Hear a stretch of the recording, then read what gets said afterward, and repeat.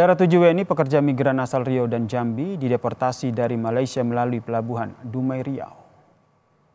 7 pekerja migran ini, saudara, dipulangkan melalui pelabuhan internasional Malaka menuju ke pelabuhan internasional Dumai Riau usai menjalani proses hukum di depot tahanan imigresen sementara Millennium Beranak di daerah Selangor, Malaysia. Koordinator Pos Pelayanan Perlindungan Pekerja Migran Indonesia Dumai bilang ketujuh WNI tersebut langsung didata, kemudian langsung dipulangkan ke daerah mereka masing-masing.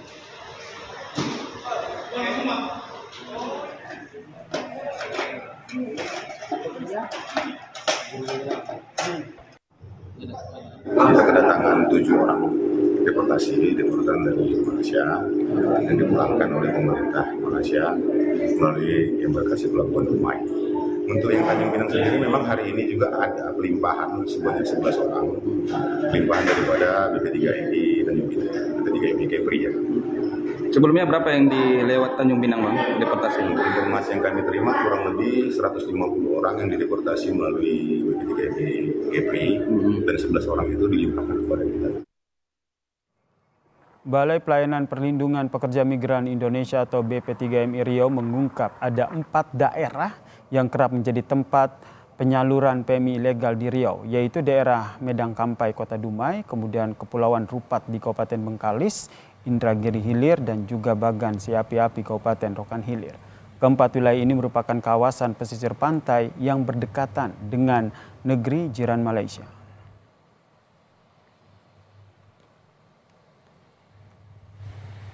Beberapa daerah di Semenanjung Malaysia atau Semenanjung Riau ini itu biasanya di Medang Kampai, Rupat, termasuk untuk daerah yang lebih mudah dijangkau, Inhil, serta di daerah Bagan situ ya, Rokan Hulu. Nah, itu yang memang sudah kita antisipasi pesisir untuk daerah-daerah. Tapi tentu kami tidak bekerja sendiri, kami butuh support dari masyarakat jika mengetahui adanya penampungan ilegal pekerja migran ataupun tidak adanya terjadinya untuk siap untuk berangkat, segera melaporkan ke aparat penegak hukum terdekat. Saudara, penembakan 5 WNI pekerja di Malaysia menguak sejumlah persoalan terkait dengan upaya mencari pekerjaan demi mengadu nasib di negeri jiran Malaysia. Lalu apa saja akar masalah persoalan pekerja migran Indonesia sehingga berujung pada sejumlah kasus hingga penembakan seperti yang terjadi baru-baru ini, saudara. Sudah bergabung bersama kami di Kompas Petang mantan pekerja migran di Malaysia, Pak Abdul Somad, dan juga Kepala BP3MI Riau, Pak Fani Wahyu. Selamat petang, Pak Abdul. Selamat petang, Pak Wahyu. Selamat petang, Pak.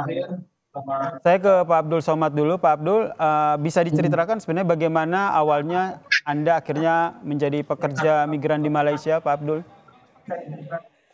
Pak, dari pengalaman saya lewat Malaysia itu kalau ilegal tuh Pak, biasanya jam-jam 3, jam 4 malam lah itu berangkatnya tuh. Mau berangkat, mau pulang tuh biasanya jam 3, jam 4 malam, Pak. Ini lewat jalur laut berarti ya? Iya Pak, lewat jalur laut rata-rata kalau ilegal tuh Pak. Paling Tanjung Pinang atau Batam gitu. Ini saat saya konfirmasi dulu, berarti Pak Abdul Somad ini pekerja migran ilegal begitu ya? Saat itu? Iya Pak. Oke, waktu itu siapa yang pertama kali menawari Pak Abdul Somad untuk bekerja secara ilegal ke Malaysia? Oh, itu tuh abang saya Pak, udah di situ jadi diajak gitu Pak. Diajak oleh Diajak, abang? dari kampung diajak, ayo kita pergi ke sana gitu. Yang mengajak ini siapa? Kenalannya Abang ini? sepupu Pak. Oh, kalau di Indonesia ada abang sepupunya yang ngajak. Kalau di Malaysia sendiri siapa kenalannya? Malaysia nanti kan di situ dicarikan kerjaan Pak. Oke, yang mencarikan Pak Abdul tahu siapa orangnya? Nanti abang sendiri, nanti abang kan udah pernah ke situ, jadi nanti dia semua yang ngurusin saya. Tapi sesuai dengan yang dijanjikan pekerjaannya? Waktu itu. Ya sebetulnya kurang lebih lah Pak. Namanya orang kerja kadang ada ya ada senangnya, ada enggaknya gitu Pak. Kerjanya itu biasanya apa di sana kalau Pak Abdul dan juga dengan yang lain? Apa Pak? Kerjanya apa? Apa pekerjaannya di sana sebagai apa? Saya di situ sebagai kuli bangunan Pak, Oke, kuli bangunan. tukang bangunan. Nah, Berarti di sana itu pasang pram. kalau kerja sebagai kuli bangunan ada mandornya, ada bosnya yang mengkoordinir Pak Abdul dengan yang lain. Itu orang Malaysia atau orang Indonesia? Kalau yang bos kita dari Indonesia Pak, tapi bos apanya itu Cina dari Malaysia juga. Berapa lama di sana? Saya udah 2 kali ke situ Pak. Yang pertama 3 kali, yang kedua ini kemarin 10 bulan, 10 bulan Pak. Tahun berapa waktu itu yang terakhir yang 10 bulan itu? Ngapa Pak? Terakhir tahun berapa yang 10 bulan Ini di sana? bulan 12 nih Pak, pulang. Baru Puasa berarti kemarin berangkat, bulan 12 nih pulang. Baru ini ya berarti ya? Baru pulang ini. Kenapa Bapak? Pulangnya kenapa? Kemarin lewat pengampunan Pak. Dia di Malaysia itu kan setiap tahun ada pengampunan, pemutihan namanya. Apa namanya itu? Rekalibrasi. Akhirnya pulang Cuma gitu ya? habis itu saya mau ikut itu akhirnya lewat belakang aja. Tapi Pak Abdul Somad sendiri sadar betul ya jalur yang Pak Abdul ikuti ini adalah bukan jalur resmi begitu, ilegal begitu ya? Gimana Pak? Tapi Pak Abdul Somad sadar ya apa yang bekerja di Malaysia saat itu adalah jalur nggak resmi ya, ilegal. Iya Pak. Gitu. Iya, Tapi Pak. apa yang akhirnya membuat Bapak tidak takut? Akhirnya tetap berangkat meskipun udah tahu ini jalur ilegal, terpaksa atau seperti apa? Kebutuhan ekonomi Pak. Kebutuhan ekonomi menjadi salah satu alasan ya akhirnya terpaksa begitu ya memilih jalur ilegal gitu. Saya ke Pak Fani. Pak Fani, ini salah satu contoh cerita alasan ekonomi kemudian akhirnya tidak mengesampingkan kekhawatiran, mengesampingkan kewaspasan mereka untuk nekat berangkat ke sana. Potretnya seperti apa kalau di wilayah Riau sendiri? Siapa ya?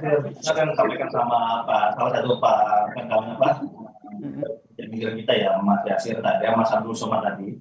Itu merupakan salah satu contoh yang sering kami tangani atau sering kami pribadi pekerja migran yang tidak berdokumen prosedural. Ya alhamdulillahnya nih Mas Abdul Somad ini bisa pulang dengan selamat di wilayah Indonesia kembali. Karena kita khawatiran adalah case-case yang lain, ini mungkin pekerja migran yang umum yang memang unprocedural terutama khususnya, ini kita tidak bisa menjamin keselamatannya. Apalagi tadi berangkat tengah malam disampaikan oleh Mas Abdul Somad, ini memang dilakukan oleh teman-teman pekerja migran kita yang unprocedural yang tidak melanggar beda apapun. Dan bahkan ini memang sudah dijadwalkan oleh para sindikat untuk bisa menyeberang ke lintas Malaysia jauh dari tempat pemeriksaan migrasi.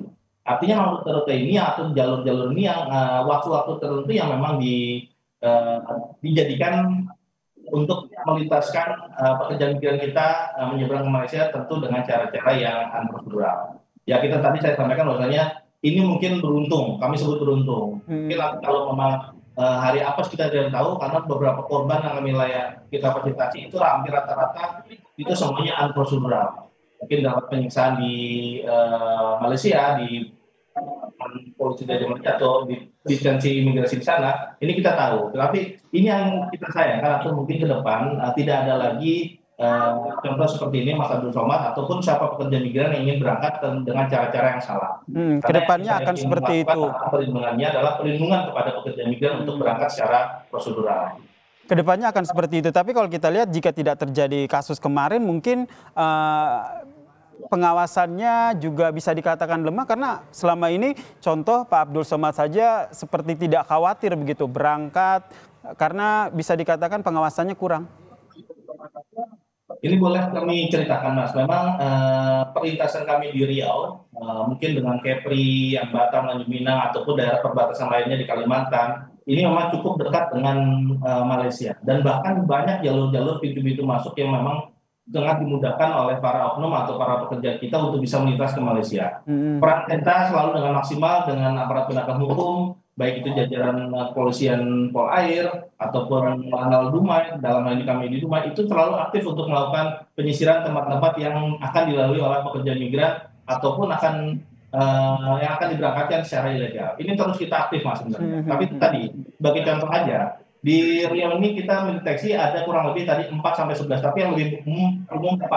Artinya kalau ke data berdasarkan peta Sumatera itu ada 11 yang memang sangat berdekatan dengan wilayah Malaysia. Tapi yang sering dijadikan untuk bisa perlintasan itu rata-rata ada 4. Medan sampai Dumai paling banyak, mulai Rupat, di Kecamatan Senaboy di Rohul, dan satu lagi mungkin di Inhil. Sekarang lagi mengarah ke sana untuk ke Pulau Burung. Jadi ini tempat-tempat yang memang sudah kita mapping ke lalu pada saat mereka ingin berangkat ke luar negeri atau perlintasan ke Malaysia dengan ilegal. Dan benar tadi waktunya itu bukan siang.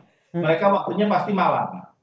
Yang memang minim cahaya, minim informasi apapun, jadi mereka malam. Dan ini memang keterbatasan juga oleh pemerintah sudah maksimal, aparat penegak hukum sudah maksimal, tapi ada jalur-jalur yang memang bisa lakukan. Bahkan modifikasi speed yang digunakan itu sudah melampaui batas. Ada speed yang memang khusus nelayan untuk kapal, itu bisa dimodifikasi untuk 4 mesin, di mana satu mesinnya sebanyak 250 kapasitasnya untuk 20 artinya itu kalau dikali 4 artinya 1000. Itu mungkin kapal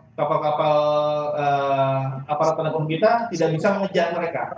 Jika nanti terjadi permasalahan di laut, itu malah jadi lebih bahaya oleh mereka. Jadi makanya mungkin pengawasan kita akan tetap kita lakukan. Tapi kita butuh juga kerjasama oleh masyarakat setempat nih.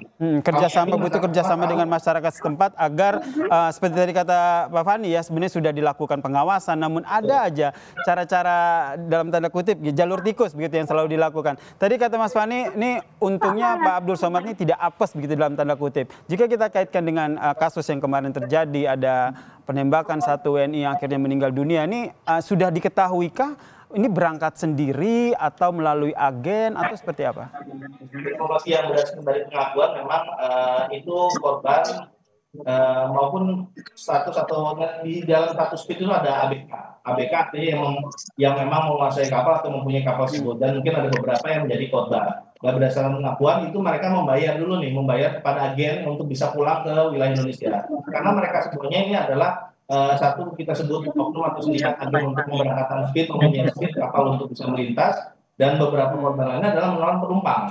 Nah, penumpang ini mungkin masih dilakukan verifikasi atau penyelenggaraan oleh perwakilan ataupun atas yang ada di luar negeri di Malaysia untuk mengetahui seberapa detail atau detail informasi yang mereka lakukan. Tapi yang bisa kami sampaikan bahwa saya informasi kami dapat, mereka akan berangkat atau pulang ke wilayah Indonesia tentu dengan cara-cara yang unprofesional tadi, dengan membayar agen 2 sampai dengan cara-cara ilegal seperti itu ya, untuk bisa pulang ke wilayah Indonesia.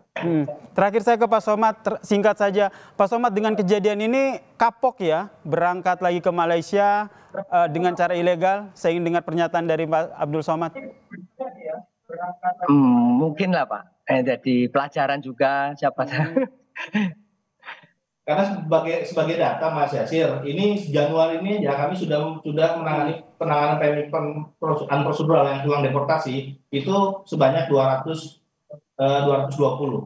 Ini baru Januari. Sedangkan tahun lalu 2024 kita selama satu tahun itu sudah menangani 2.800. Dan di sana itu mungkin Pak Mas Somad bisa memberitahu nanti yang ilegal itu sana masih banyak. Artinya mereka yang berangkat tentu dengan jalur-jalur tadi ataupun berdasarkan tadi pengakuan diajak keluarga. Apalagi wilayah perbatasan ini yang dengan Malaysia mungkin sudah ada kerabat di sana, gampang diajak segala macam. Bahkan hanya berbekal paspor aja mereka bisa melintas. Tapi di sana untuk bekerja itu yang kesalahan yang berikutnya, sehingga banyak yang ditangkap oleh aparat Malaysia sana. Harapannya ini jalur-jalur beresiko ini tidak lagi dipilih oleh warga negara Indonesia, karena memang sebenarnya ada jalur legal, jalur resmi yang bisa dipilih untuk bekerja di Malaysia. Terima kasih Pak Fani, Kepala BP3MI Riau, dan juga Pak Abdul Somad, mantan pekerja migran di Malaysia, telah bergabung bersama kami di Kompas Petang. Salam sehat semuanya.